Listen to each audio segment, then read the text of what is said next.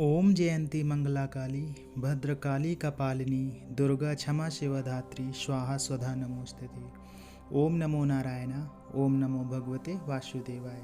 जय श्री कृष्णा। राधे राधे। जय माता दी। हर हर महादेव। जय भोलेनाथ। आज की प्रस्तुति में कुछ संकेतों के बारे में बात करेंगे जो नवरात्रि में माँ दुर्गा की पूजा के समय हमें मिलते हैं, या पूजा करते समय, या नवरात्रि में पूजा पाठ करते समय, जप करते समय हमें मिलते हैं। सबसे पहले हम माता के रूप के बारे में जानेंगे और ये जानेंगे कि माता को किस दिन कौन कौन से भोग लगते हैं, और उन भोग को अर्पित करने के बाद में माता रानी हमें किस रूप में क्या फल देती हैं, क्या आशीर्वाद देती हैं। तो सबसे पहले दिन माँ शैलपुत्री की पूजा होती है। माँ शैलपुत्री को घी का भोग लगता है, और घी का भोग अगर आप अर्पित करते हैं तो आपको निरोगता प्राप्त होती है। इसी प्रकार से दूसरे दिन ब्रह्मचारिणी माता रानी की पूजा होती है, और ब्रह्मचारिणी माँ को शक्कर का भोग लगता है, और शक्कर का भोग लगाने मात्र से आप दीर्घायु होने लगते हैं। इसी प्रकार से तीसरे दिन माँ चंद्रघंटा माँ की पूजा होती है। माँ चंद्रघंटा को दूध का भोग लगता है, और इससे आपके दुख समाप्त होने लगते हैं, ख़त्म होने लगते हैं। चौथे दिन माता के कुष्मांडा रूप की पूजा होती है।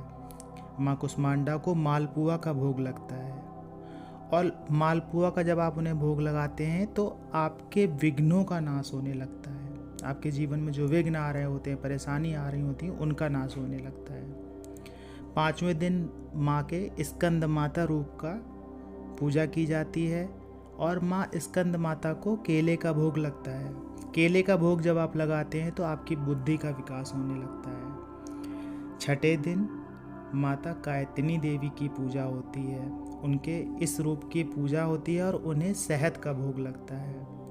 शहद का भोग जब आप उन्हें लगाते हैं तो आपके व्यक्तित्व में सुंदरता आना शुरू हो जाती है। सातवें दिन माता के कालरात्रि रूप की पूजा होती है। माँ कालरात्रि को गुड़ का भोग लगता है। जब आप उन्हें गुड़ का भोग लगाते हैं तो आपको शोक से निवृत्ति मिलने लगती है। इसी प्रकार से आठवें दिन माता रानी के महागौरी रूप की पूजा होती है। महागौरी रूप की जब आप पूजा करते हैं और उन्हें भोग स्वरूप नारियल अर्पित करते हैं तो आपको संताप से निवारण मिलना शुरू हो जाता है। 9वें दिन माता के सिद्धिदात्री रूप की पूजा होती है, और सिद्धिदात्री रूप की पूजा करने के साथ अगर आप माता रानी को धान का लावा अर्पित करते हैं तो आपको उभय का सुख मिलने लगता है। तो इस प्रकार से 9 दिन हम 9 रूप में माता रानी की पूजा करते हैं, और इससे हमें क्या क्या फल मिलते हैं वो आपने जाना। अब हम जानेंगे कि माता रानी की जब हम पूजा करते हैं तो हमें उनसे कौन कौन से संकेत मिलते हैं जिनसे आप ये समझ सकते हैं कि माँ आपके घर में आई हुई हैं।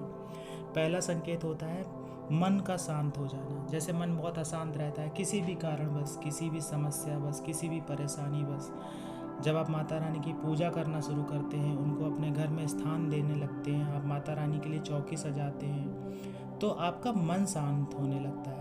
माता रानी के भक्ति में आप आकर्षित होने लगते हैं। ये पहला संकेत है। दूसरा संकेत है माता स्वप्न के रूप में आपको दिखना शुरू हो जाएंगी। वो स्वयं दर्शन दे सकती हैं। स्वयं नहीं आएंगी तो उनकी लाल चुन्नी दिख सकती है, उनकी चुनरी दिख सकती है। कोई छोटी सी लड़की आपको दिख सकती है जो पूरे श्रृंगार में हो। कुमकुम दिख सकता है माता रानी का लगा हुआ, मंदिर दिख सकता है, घंटी बजती हुई दिख सकती है, अखंड ज्योत दिख सकती है। तो इस प्रकार से अगर आपको स्वप्न में माँ के स्वरूप दिखना शुरू हो जाते हैं। ये भी होता है कभी कभी माता रानी के अलावा दूसरे देवता भी आपको दिखना शुरू हो जाते हैं, तो ये माँ के घर में होने का ही संकेत होता है। तीसरा संकेत अखंड ज्योति का निरंतर जलते रहना, लगातार जलते रहना, उसमें विघ्न नहीं आना, बुझना नहीं। आप उसको देखते रहते लगातार, जो भी करें, जैसे भी करें, जो भी कर्म कर रहे हैं, लेकिन अगर आपकी अखंड ज्योत निरंतर जल रही है तो ये भी एक माता रानी के होने का संकेत है। और उसमें नित्य फूल खिलना, नित्य फूल बनते रहेंगे। कभी हृदय बनेगा, कभी कुछ बनेगा, कभी माता रानी के नयन बनेंगे। तो इस प्रकार से उसमें फूल भी बनते रहेंगे।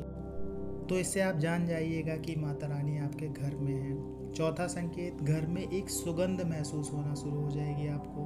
पूरे घर में आपको एक सुगंध महसूस होगी, वैसी सुगंध आपको पहले महसूस नहीं होती थी, इस बात का ध्यान रखिएगा। और वो सुगंध आप अच्छे से महसूस कर पाएंगे, भले आप उसके लिए शब्द ना बता पाएँ, आप ये ना कह पाएँ कि वो है क्या, लेकिन आपको सुगंध महसूस होगी।